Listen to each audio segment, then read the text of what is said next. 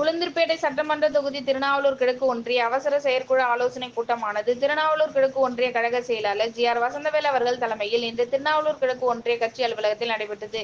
இதில் வருகின்ற 27/11/2024 அன்று மாண்புமிகு தமிழ்நாடு துணை முதல்வர் உதயநிதி ஸ்டாலின் அவர்களின் பிறந்தநாள் விழாவை முன்னிட்டு திருநாவலூர் கிழக்கு ஒன்றியத்தில் உள்ள அனைத்து கிளை கழகங்களிலும் கழக கொடி ஏற்றி இனிப்புகள் வழங்கி நலத்திட்ட உதவிகளை செய்து மிக சிறப்பாக கொண்டாட வேண்டும் என்று அறிவுறுத்தினார்.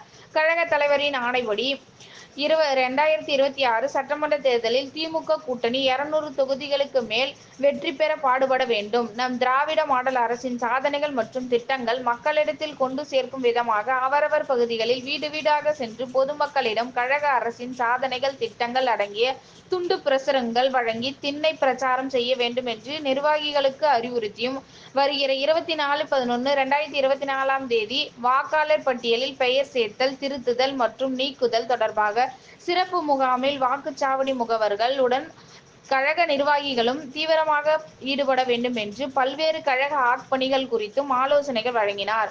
இக்கூட்டத்தில் ஒன்றிய கழக நிர்வாகிகள், மாவட்ட கழக நிர்வாகிகள், கிளைக்கழக நிர்வாகிகள், கழக நிர்வாகிகள் ஆகியோர் கலந்து கொண்டனர்.